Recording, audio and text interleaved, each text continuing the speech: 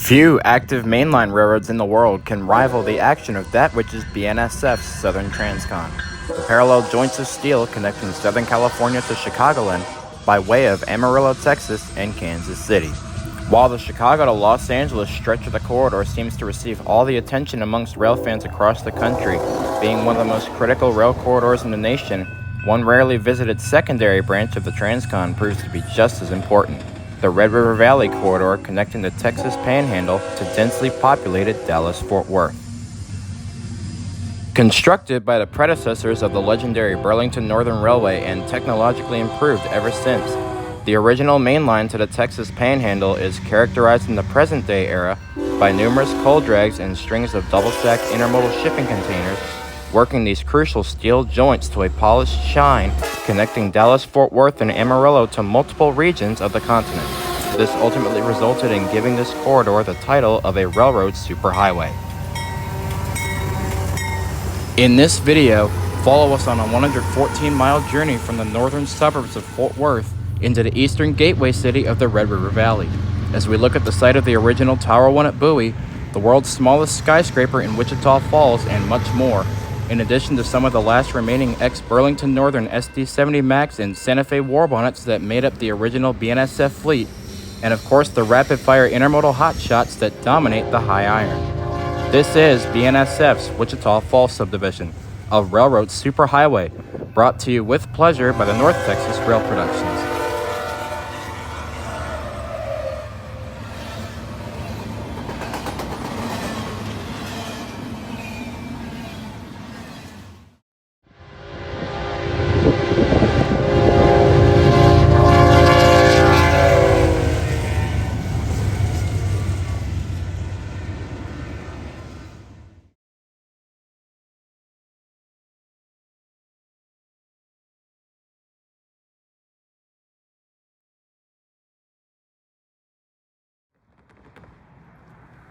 The easternmost terminus of the majority of the modern-day Wichita Falls sub's traffic is located in Haslet, Texas, a little north of Fort Worth at the massive Alliance Intermodal Facility. While the terminal is thoroughly within the confines of the neighboring Fort Worth sub, one would be remiss to visit the Red River Valley corridor without visiting this important rail hub just mere miles away from BNSF headquarters. Rolling out of Haslet and leaving Alliance behind, the infamous YNYF 307 local is seen making its way down the Northyard Fort Worth, with Santa Fe warbonnets 632 and 698 in charge, followed by BNSF SD75M number 256.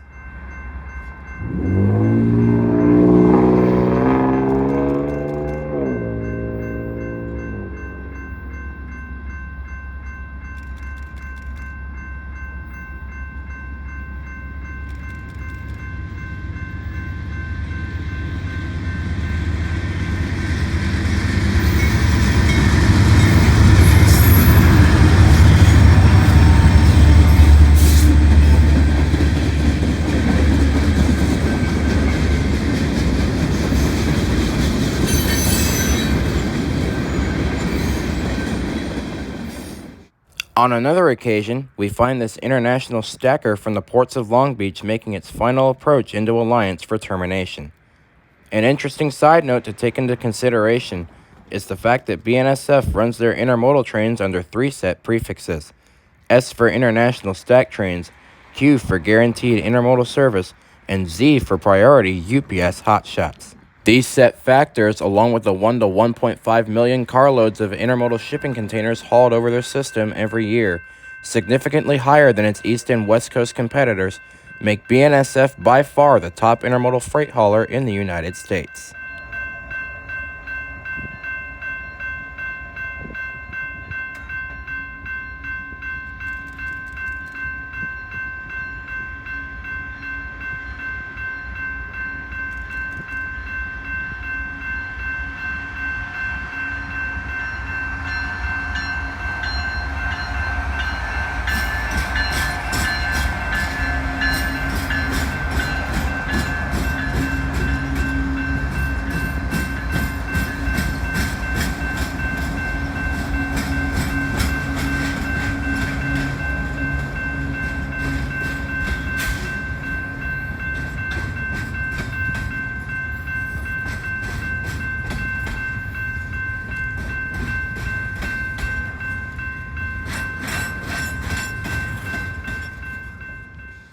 Just a short while later, we find this northbound manifest fresh out of Northyard, Fort Worth, rolling by on Main 1, destined for the Cherokee Classification Yard in Tulsa, Oklahoma.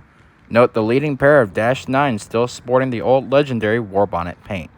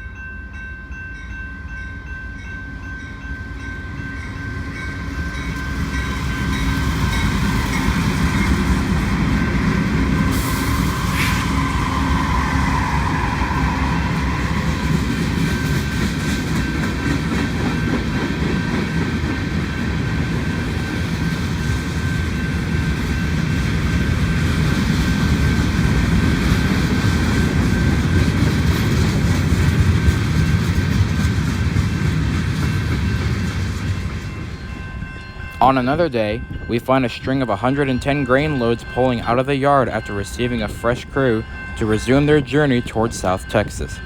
Meeting the grain loads was Intermodal Train Z SBD ALT pulling in with another war bonnet, which we had seen earlier at Avondale.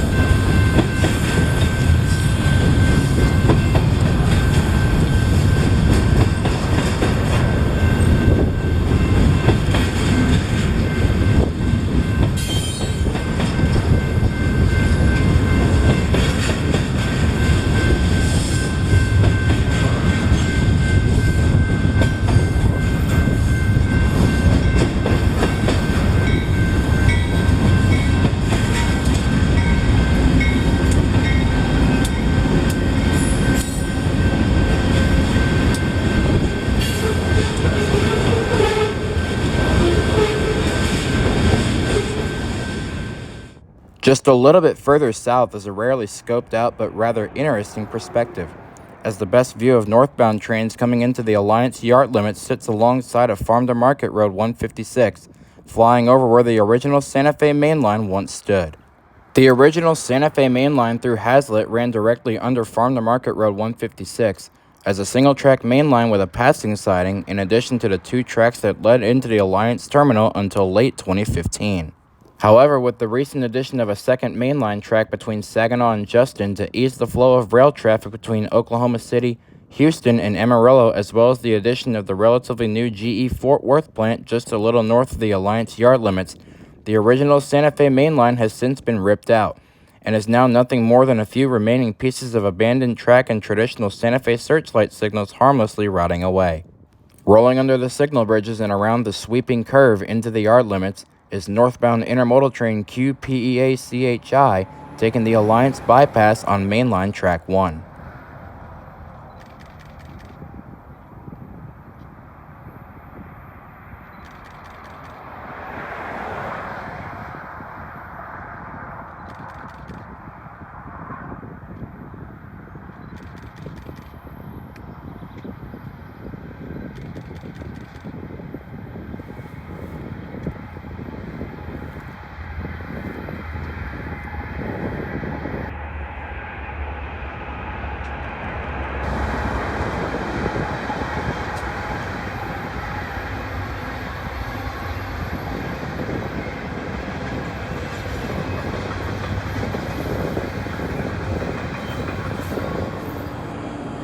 On another occasion, we find eastbound intermodal train QSPO ALT fresh off the Wichita Falls sub, making its final approach into Alliance as seen from the overpass. One feature that differentiates the intermodals running to and from Alliance in the Pacific Northwest from all the other numerous California hotshots is the cut of mixed merchandise on the front of the inbound trains towards Alliance and on the rear of the outbound runs to Portland, Oregon and Spokane, Washington.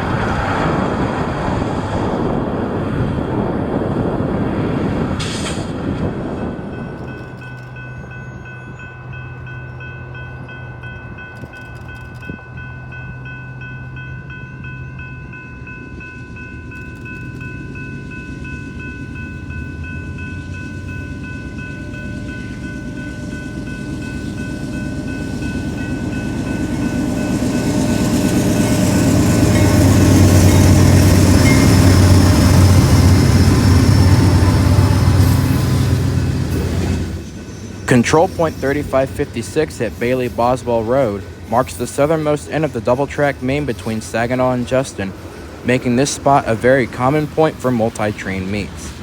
From this spot, one can also see all coal and intermodal trains to and from the Red River Valley entering and exiting the Wichita Falls sub.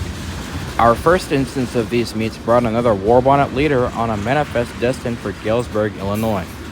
As the manifest clears the control point, one can see the headlights of intermodal train QCHI ROB with a Norfolk Southern leader rolling under U.S. Highway 287 way off in the distance.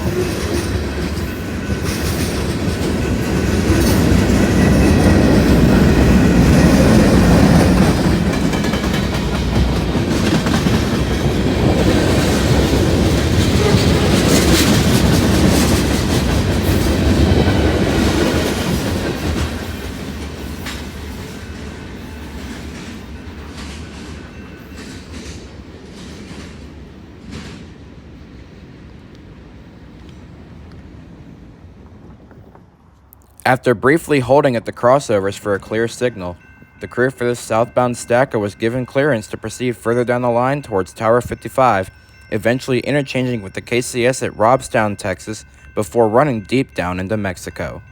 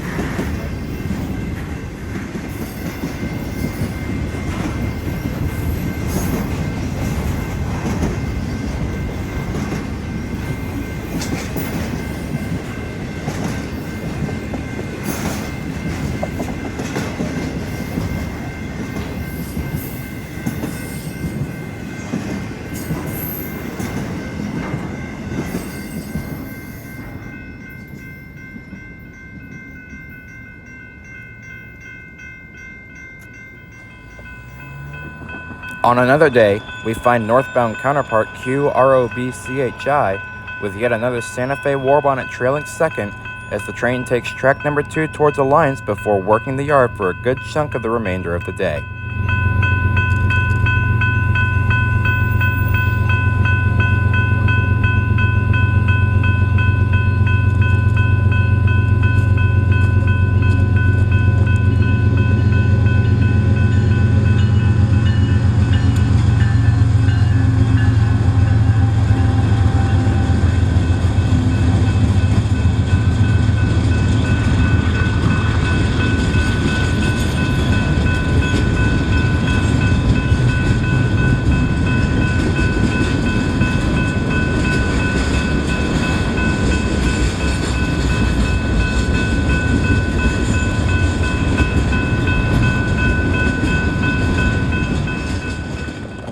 A short while later, we find a loaded coal drag from the Powder River Basin flying through the control point, just minutes away from its regular crew swap at the nearby Saginaw yard.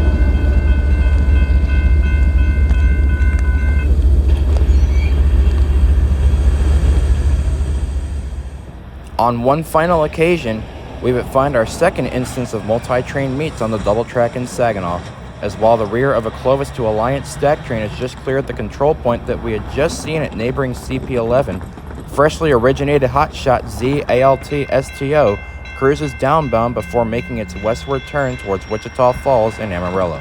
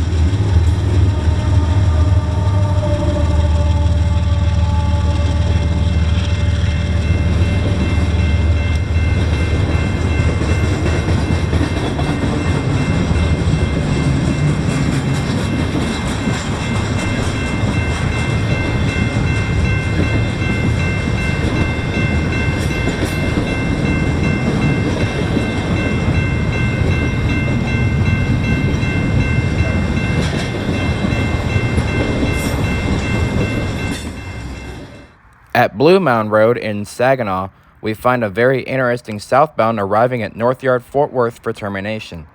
Transfer job YNYF 307 is seen here with Santa Fe warbonnet number 632 in charge, followed by a BNSF SD60M, one SD75M, and 3 brand spanking new Norfolk Southern and Canadian Pacific AC-44s freshly rebuilt at nearby GE Fort Worth.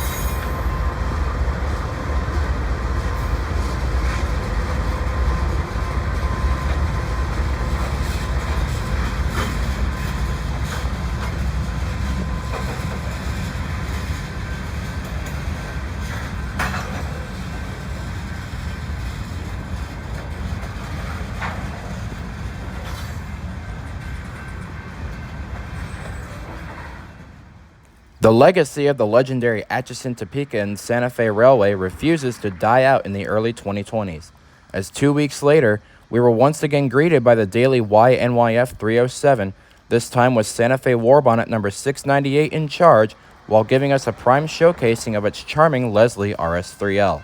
At this point in the program, I told myself, if this doesn't scream 50 Shades of Santa Fe, then nothing ever will. 632 and 698 took the charge of this local for 6 months straight throughout the course of spring and summer of 2021, before finally being taken off the local and separated.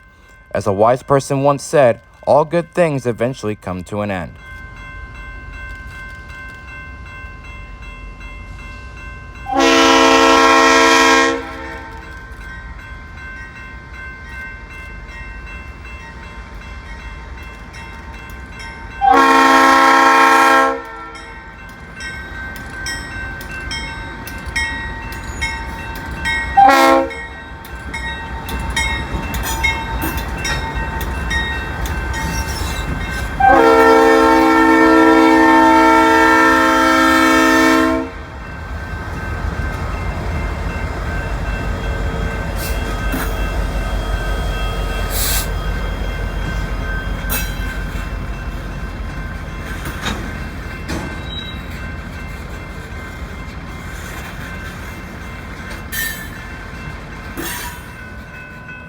Still in Saginaw, we find ourselves back at Bailey-Boswell Road, this time thoroughly within the confines of the Wichita Falls sub.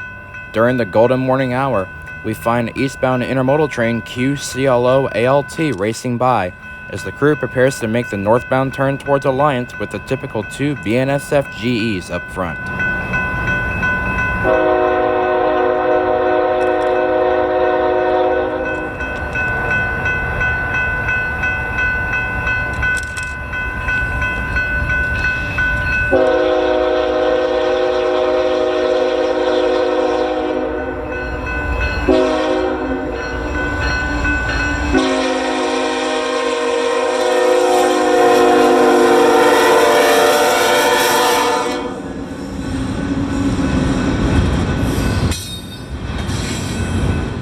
Running parallel to the Wichita Falls sub and Business Highway 287 between Saginaw and Avondale is the former Chicago Rock Island main line, now known as the present-day Duncan sub owned by Union Pacific. To our surprise, we take a step back to 2015 as we find this loaded rock train from Chico rolling through the former Tower 29 interlock with Apache 7 Pacific leaders.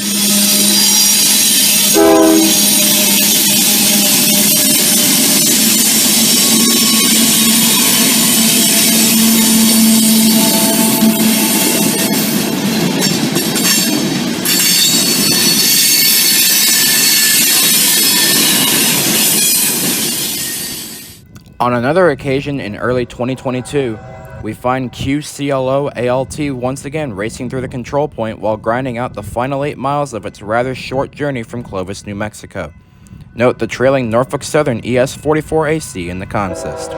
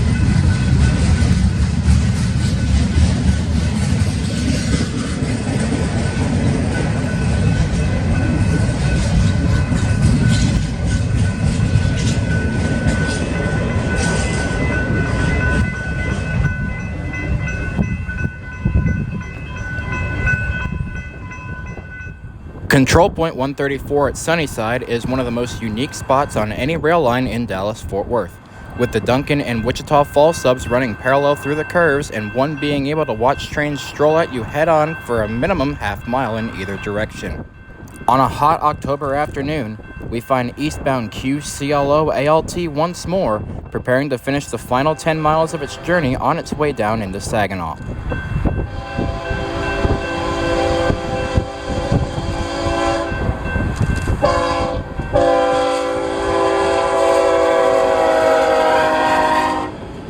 While the Wichita Falls sub may not be the most active main line in the state of Texas, it does serve as a key part of Texas railroad history and a critical role, being the first main line to penetrate northwestern Texas, contributing tremendously to the growth of several cities and towns such as Wichita Falls, Childress, Amarillo, and Dalhart.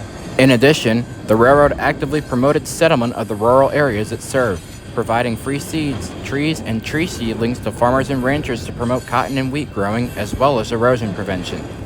In the first 4 decades of the 20th century, the Fort Worth and Denver built or acquired a number of feeder lines in its territory, so that by 1940, the Burlington-owned system operated 1,031 miles of mainline track in Texas, in addition to the Burlington-Rock Island Railroad.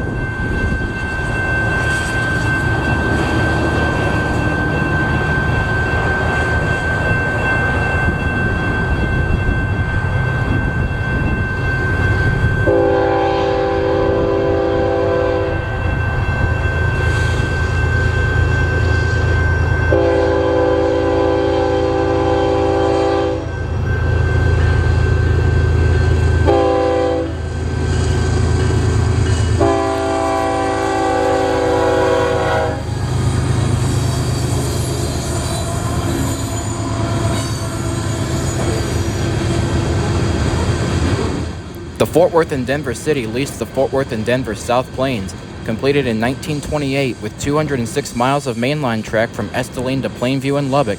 The Fort Worth and Denver Northern completed in 1932 with 110 miles from Childress to Pampa, and the Fort Worth and Denver Terminal providing access to rail yards and terminals in Fort Worth. In reality, all 3 lines were projects of the parent company from the outset. Roughly 20 minutes after our Clovis to Alliance intermodal cleared the main, westbound manifest HALT AMS rolls through the control point before taking the Avondale siding to clear the main for more Alliance-bound stacks.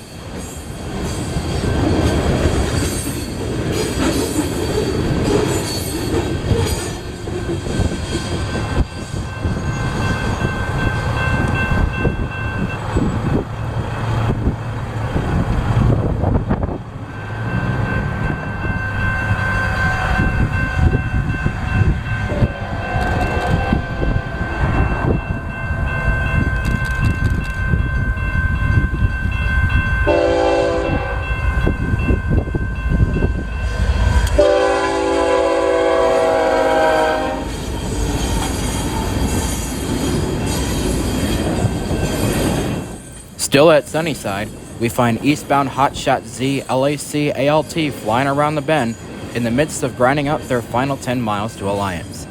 Several feeder lines operated by the Wichita Valley Railway Company, another subsidiary of the Colorado and Southern, connected with the Fort Worth and Denver City at Wichita Falls. These such feeder lines included the Wichita Valley Railway from Wichita Falls to Seymour, the Wichita Valley Railway from Seymour to Stamford, the Abilene and Northern from Stamford to Abilene, the Stamford and Northwestern from Stamford to Spur, and the Wichita Falls and Oklahoma Railway from Wichita Falls to Byers in Waurika, Oklahoma. In 1952, the Wichita Valley and its subsidiaries were merged into the Fort Worth and Denver Railway.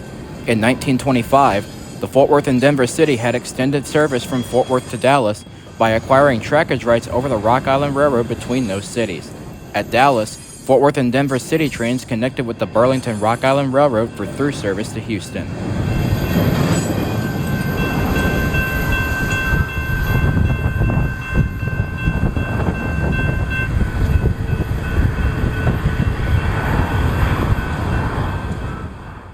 On one final occasion at Sunnyside, we find yet another Clovis to Alliance intermodal, this time with a pair of Norfolk Southern GE motors up front, with the lead unit being an ET-44AC built for Norfolk Southern's original order of 47 locomotives at GE Fort Worth in the spring of 2016.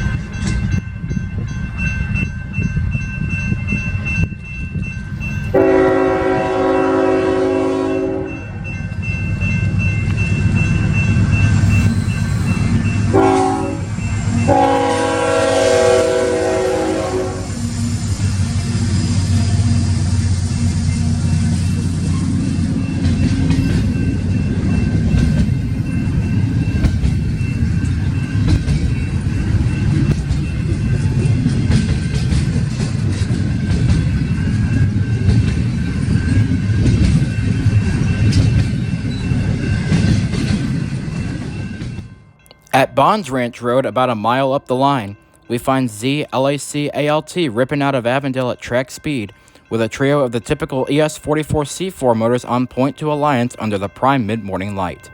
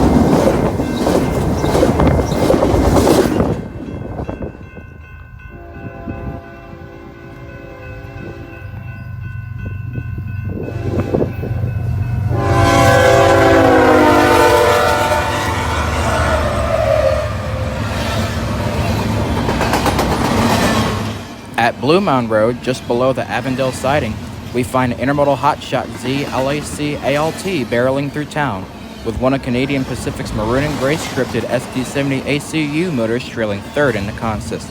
This would be the first of two Canadian Pacific SD70 ACUs that we would see throughout the course of this program.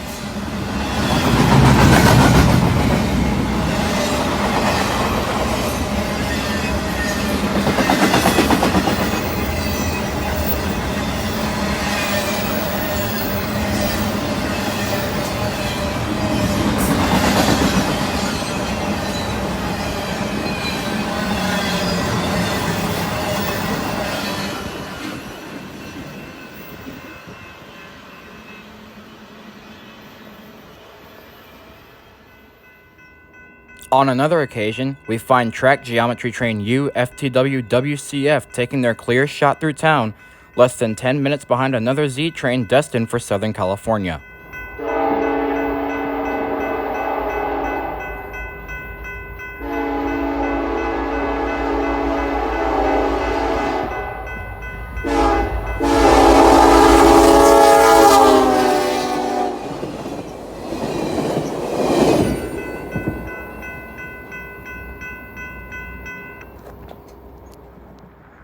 At Control Point 183 alongside Avondale Haslet Road, we find ourselves at the east end of the Avondale siding.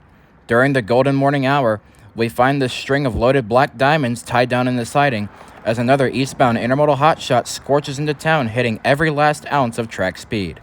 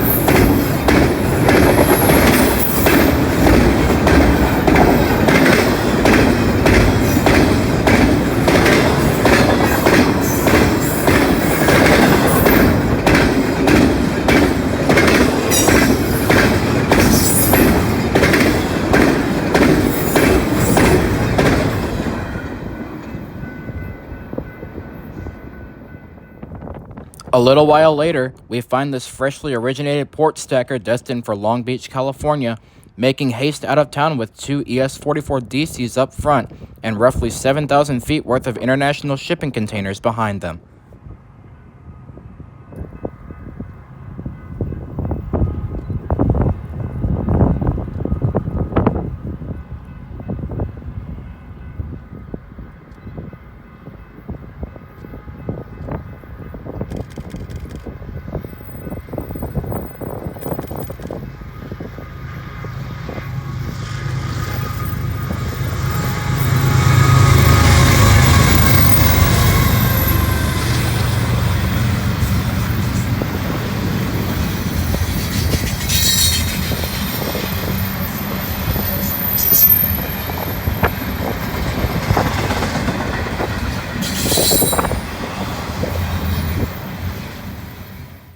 After waiting for roughly an hour and a half, an inbound stacker from Long Beach slowly rolls by with 3 more BNSF GEs taking command of the final 15 miles to Alliance. Despite the terminal being located just 3 miles due east, rail traffic has no direct shortcut to navigate between Control Point 183 and the southern end of Alliance. This, however, gives rail fans plenty of opportunities for a relatively simple but short chase between Avondale and Haslet, despite the train's high rates of speed through town.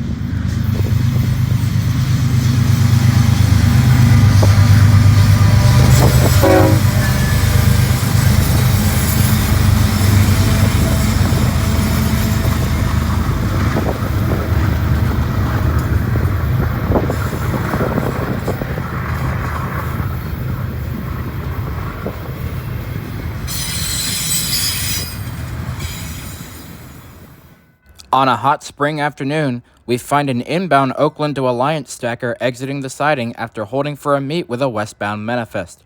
Despite only having a single -9 taking charge, it didn't take long for the crewmen to find speed with their 7,000-foot string of imported Asian consumer goods.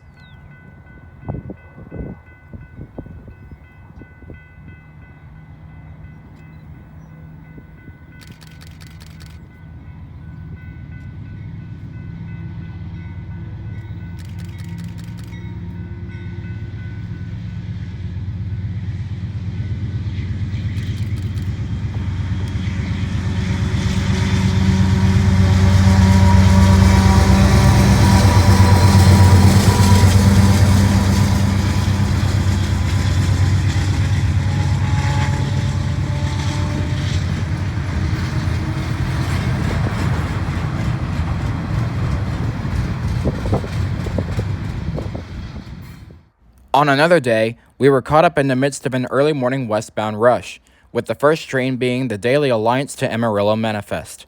To our pleasant surprise, we unexpectedly crossed paths with BNSF 6163, one of the 10 25th anniversary sticker locomotives on the BNSF roster trailing second out.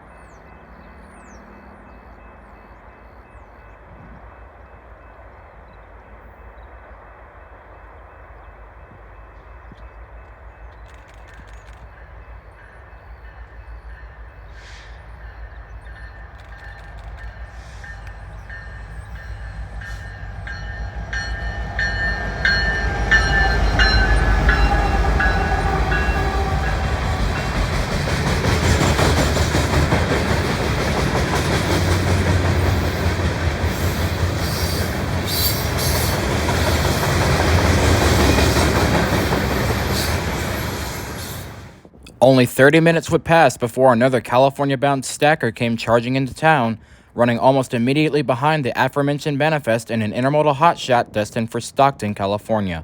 With this critical main line pressing anywhere between 20 and 25 trains daily with only 8 sidings in a 114-mile range, it is quite the challenge for BNSF dispatchers on both ends of the subdivision to keep the railroad out of a total logjam.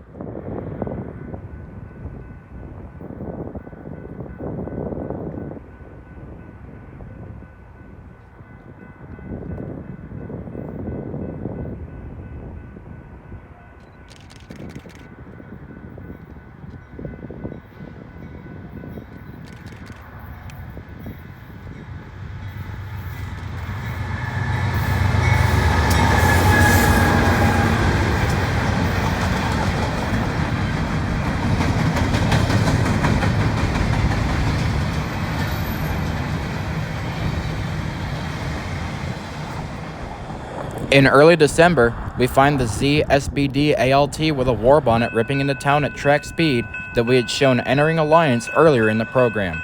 War bonnet red and silver is becoming harder and harder to find 27 years after the Burlington Northern and Santa Fe railroads first merged in 1995, though it is still a pleasant sight some 27 years later.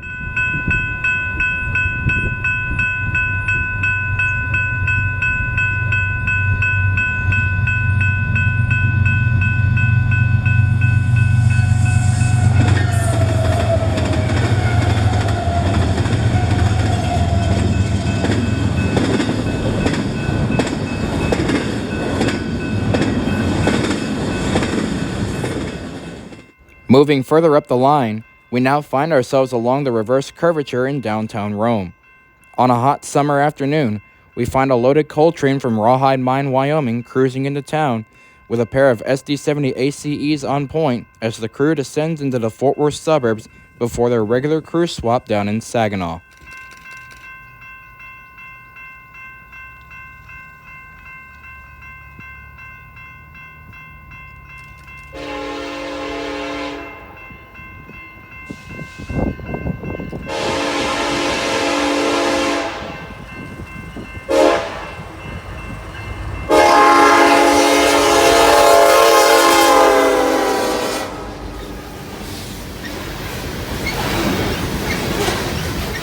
The premier passenger train of the Fort Worth and Denver City was the streamlined Texas Zephyr trains number 1 and 2, which operated between Dallas and Denver from August 22, 1940 to September 11, 1967.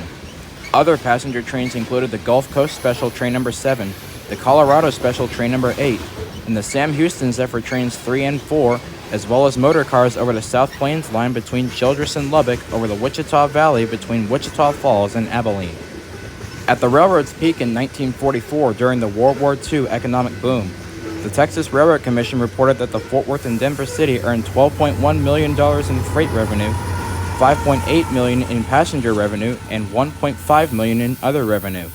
However, by 1972, in the face of competition from interstate highway traffic and airlines, the Fort Worth and Denver owned 20 locomotives and 1,520 freight cars, but operated at a loss of roughly $1.7 million. On another separate occasion, we find the daily HALT AMS sweeping around the curve into town with assist from Canadian Pacific and Kansas City Southern EMD motors. We would catch this train again roughly 10 miles further up the line as they fly into the hole at the Herman siding.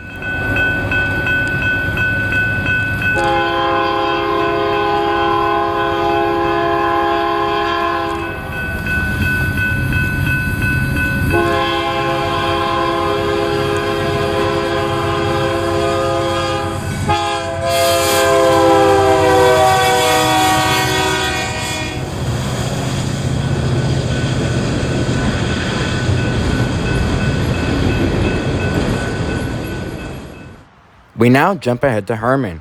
Roughly 10 miles further up the line, we find a wide open view of the North Texas fields across U.S. Highway 287 and our first sighting since Avondale roughly 15 miles down below. After fighting a little traffic out of Decatur after a brief rain shower, the sun pokes out from behind the clouds as another intermodal hotshot hauls eastward through Control Point 331.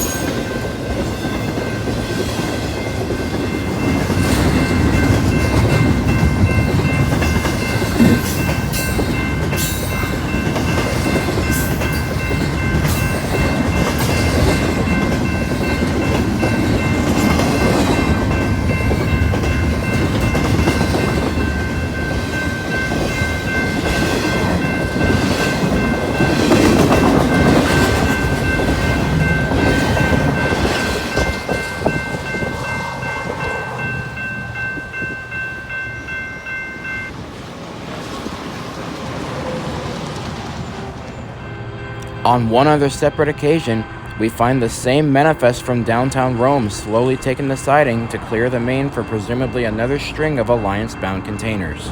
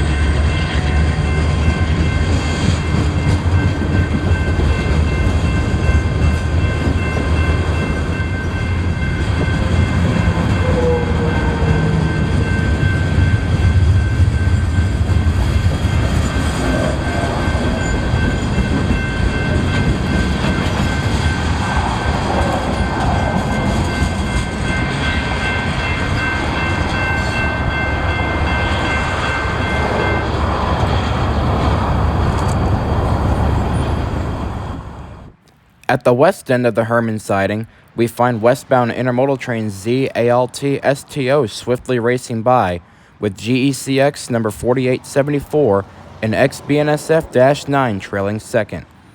At the time of this video, BNSF was beginning to slowly get rid of some of their Dash 9s. A good chunk of the 47, 48, and 4900 series locomotives were put on lease by BNSF in an effort to pay back horsepower hours.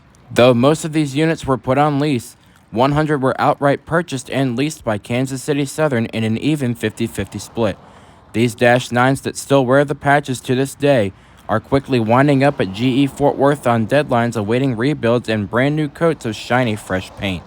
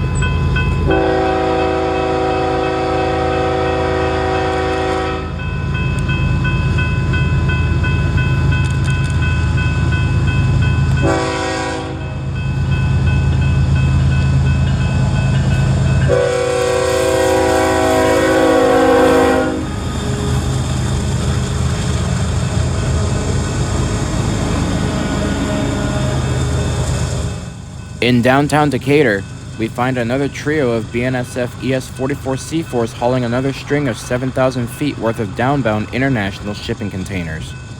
In 1970, the Chicago, Burlington, and Quincy Railroad, the Great Northern Railway, and Northern Pacific Railroads merged themselves into a single railroad, the Burlington Northern, but their subsidiaries in Colorado and Texas continued to have a separate legal existence until the Burlington Northern acquired the Fort Worth and Denver Railway by virtue of the merger between Burlington Northern and Colorado and Southern on December 31st, 1981.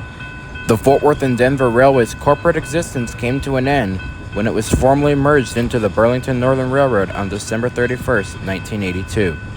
The Fort Worth and Denver's former main line through the Texas Panhandle and North Texas is now a heavily used route by the BNSF Railway, primarily for coal and intermodal trains between Fort Worth and the western United States.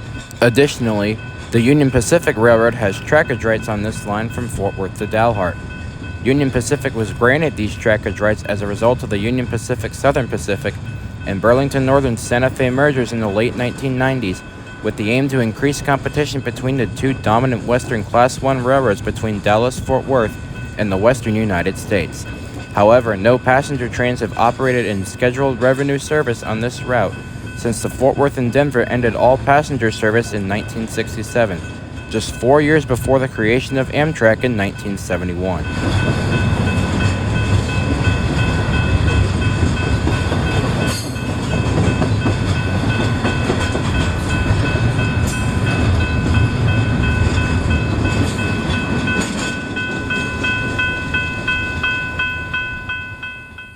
Roughly 3 miles east of the Alvord siding, yet another eastbound domestic intermodal is seen knocking down the signal below town with a trio of BNSF GE motors up front.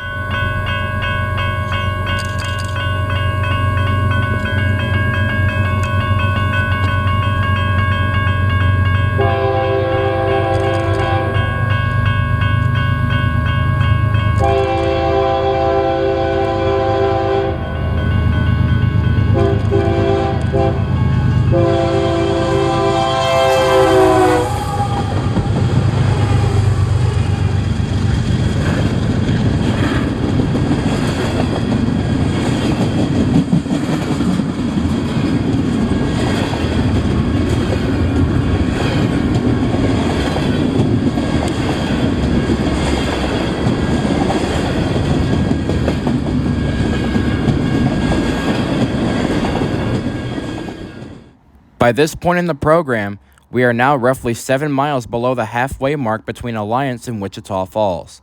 At the east end of the Alvord siding, we find an empty coal drag flying into the hole to allow for the same intermodal that we saw at East Herman to fly by. Note the trailing SD70 Mack continuing to sport the original Burlington Northern Grinstein paint.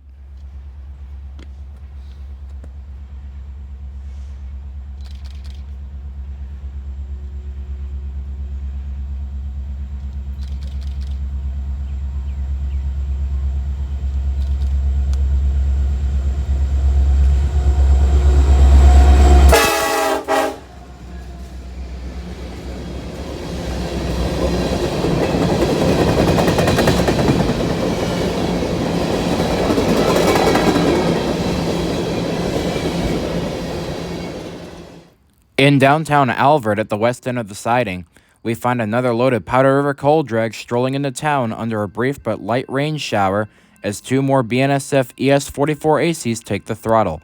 Shoving hard on the rear was an SD70 ACE, another ES44 AC, and our second ex-BNSF-9 in as many hours.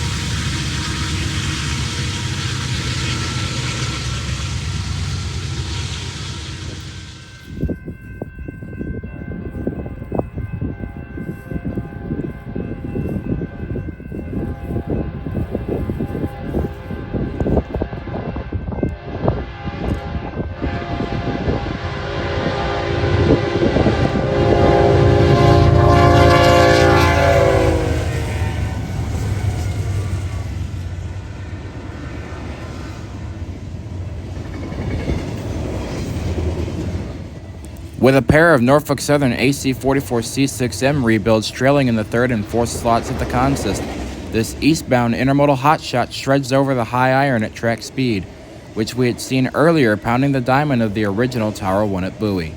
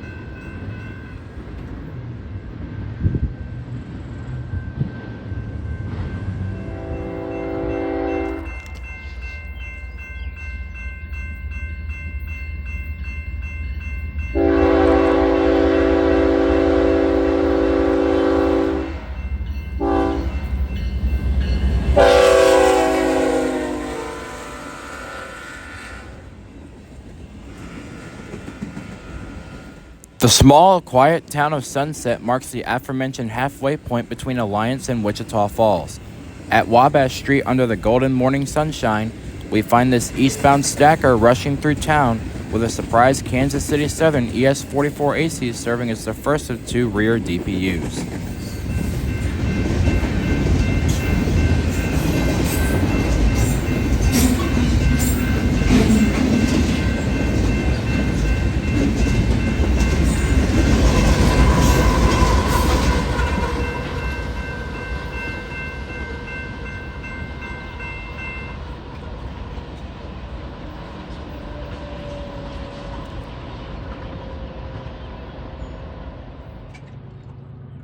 Roughly 45 minutes would pass before we were greeted by yet another intermodal hotshot throttling up towards the Red River Valley, with all three GE Gevo 12 and FDL 16 prime motors screaming with 7,000 feet of train chugging hard up the hill in Notch 8.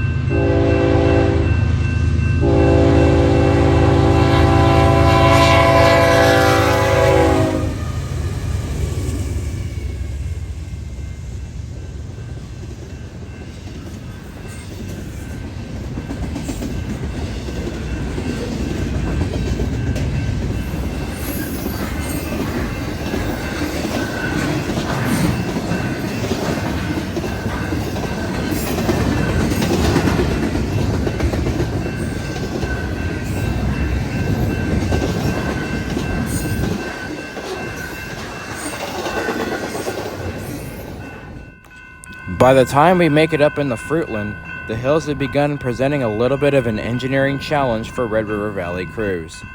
Rolling into this silent town past the siding, we find this lengthy autorack and intermodal combination headed east.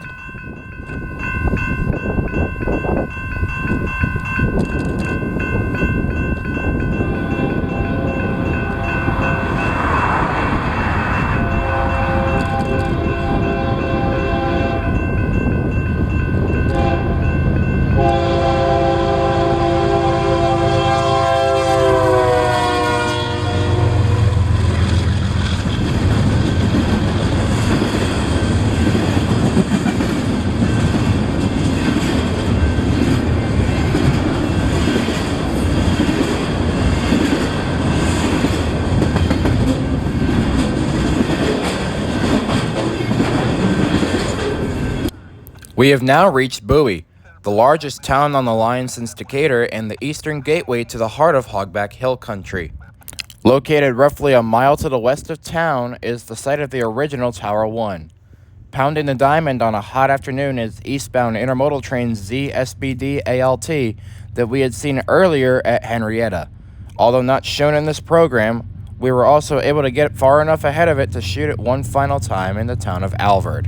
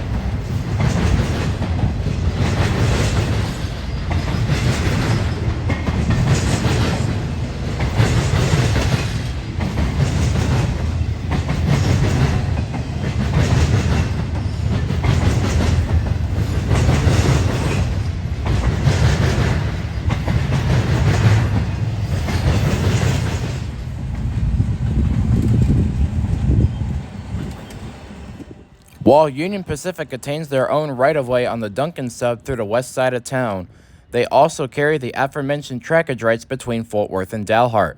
To our surprise, we find the once-a-week LBJ 63 local to Wichita Falls easing by as the crew prepares to pound the diamonds of their own right-of-way rails just west of town.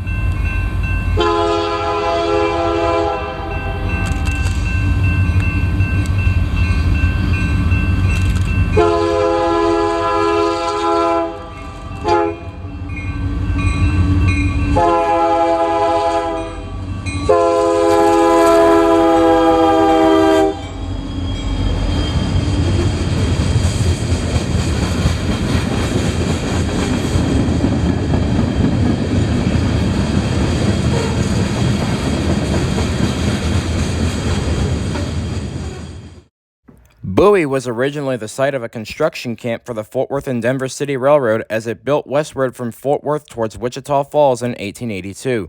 Local residents began to establish businesses to serve the railroad and eventually voted to incorporate the town in 1884. In 1893, the Chicago Rock Island Railway built through town, heading north to south from El Reno, Oklahoma to Fort Worth. With two railroads, Bowie quickly became a market and financial center for the region and had some 2,600 residents by 1900. In 1902, the crossing at Bowie became the site of the first numbered interlocking plant in Texas, Tower 1, a manned two-story structure certified for operation on April 17, 1902.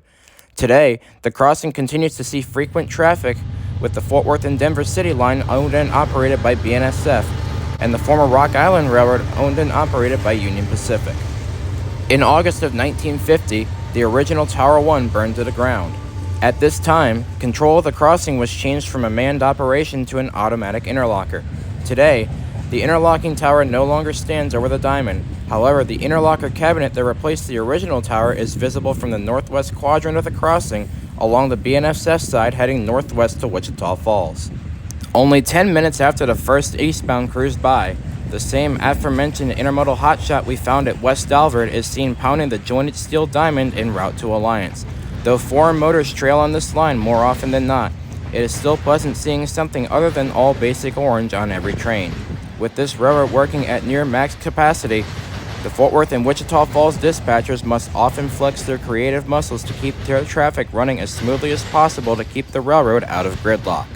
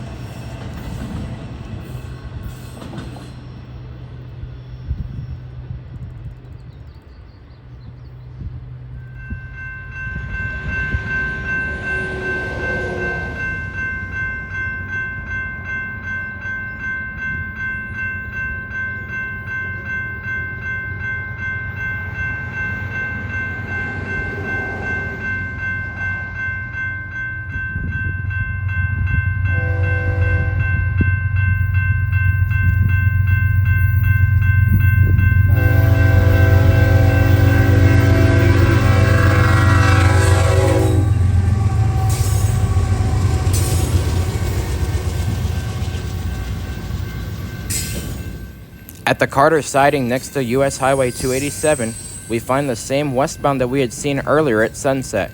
Having just cleared the Tower 1 interlock, westbound crews are now able to flagship their trains back up to a manageable pace as they begin their uphill battle with the hogback slopes of the Red River Valley.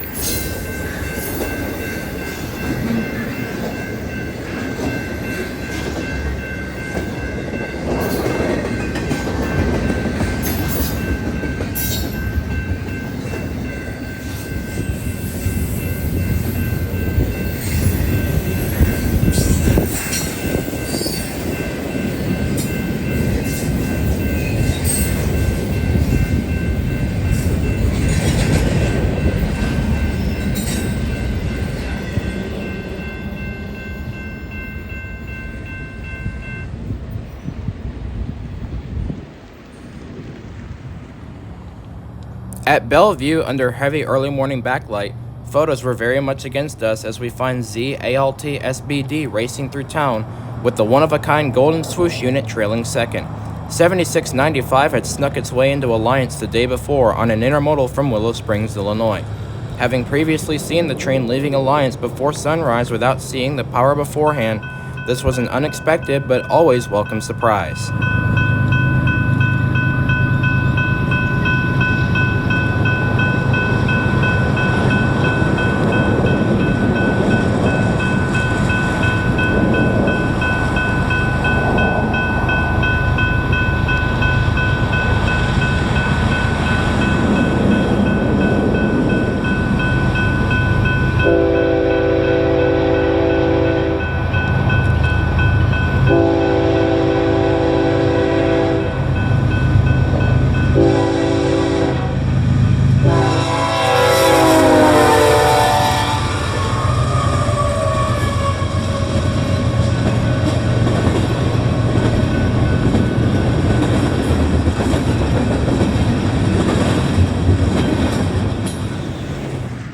We now skip ahead to Henrietta. Roughly 95 miles to the west of Fort Worth, we find ourselves on the side of the U.S. Highway 287 overpass on the west side of town. On a scorching hot afternoon, we find this string of loaded black diamonds headed east with another SD-70 Mac sporting the original Burlington Northern paint, serving as the first of two EMD motors shoving hard on the rear.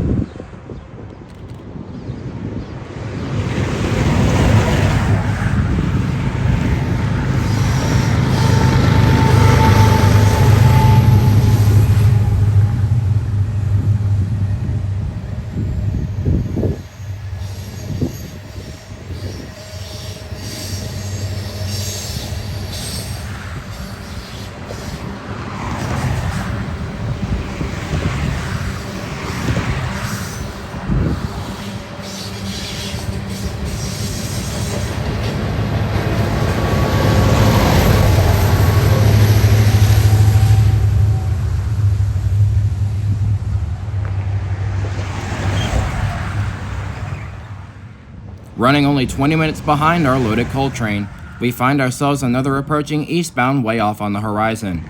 With a Ferromex SD-70 ACE trailing third in the consist, this intermodal hotshot is seen rumbling under the highway at a leisurely pace on its way out of the surrounding eastern rural towns near Wichita Falls.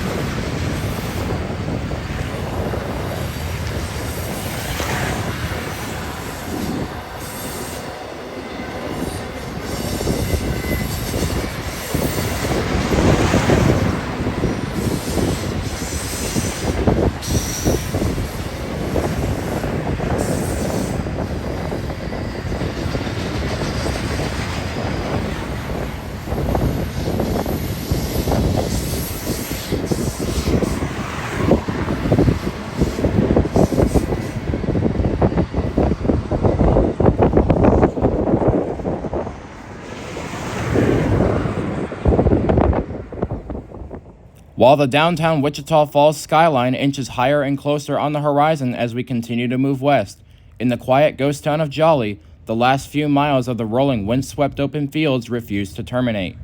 Like clockwork on a wall, intermodals continue to polish the parallel steel joint on their way to and from Amarillo, just like this westbound rolling into the eastern city limits to the Red River Valley's eastern gateway.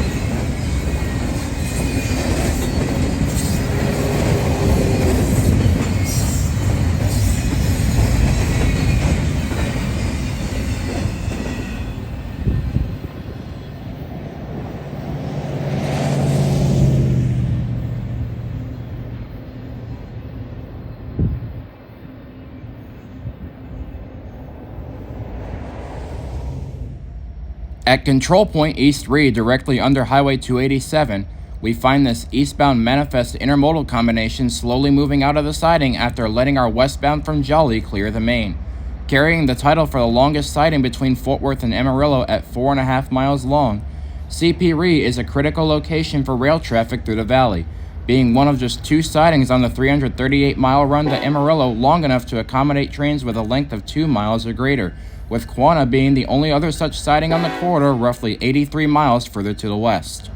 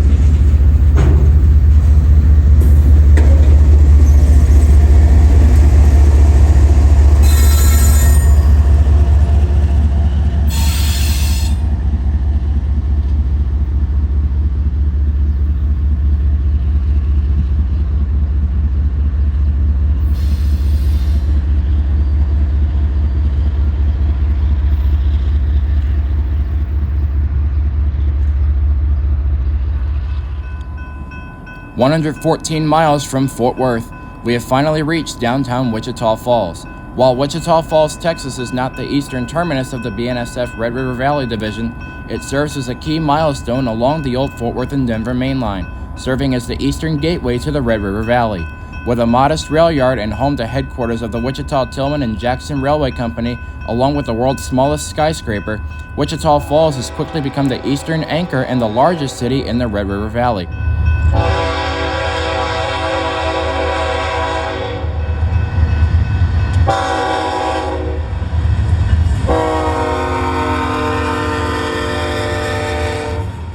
With a mile and a half worth of domestic intermodal containers on the drawbar, this set of 4 BNSF ES-44s take a westbound through the city on a rather weatherly pleasant October morning.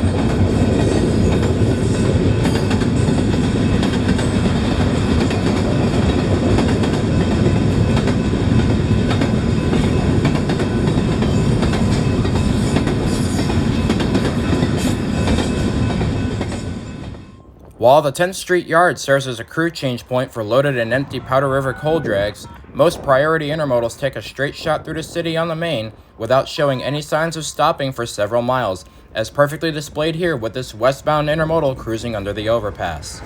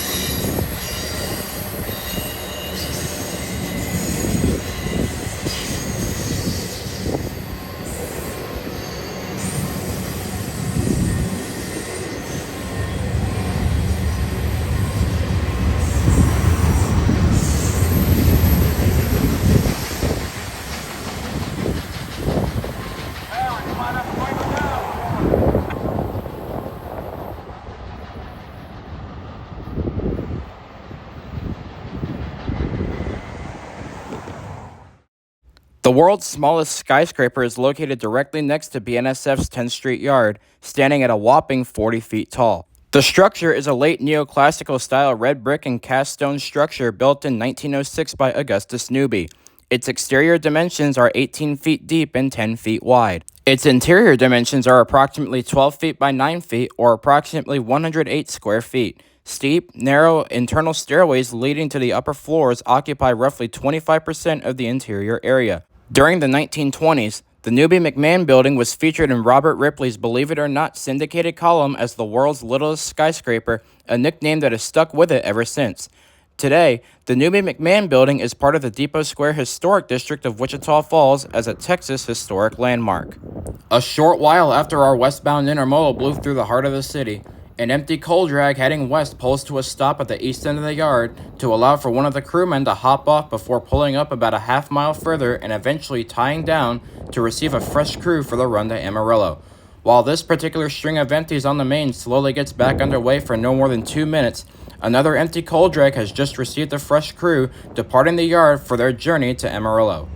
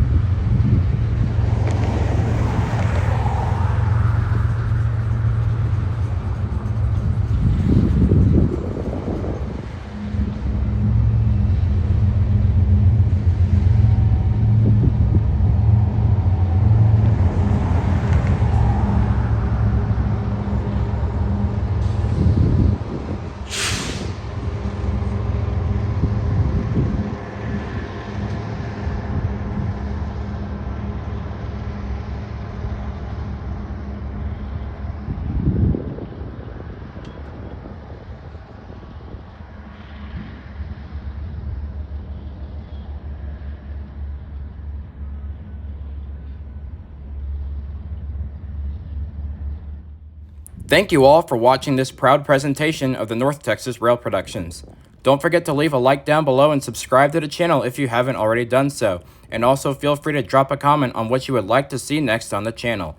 My other social media links will be listed in the description down below if you would like to check out my profile on other platforms and day-to-day life.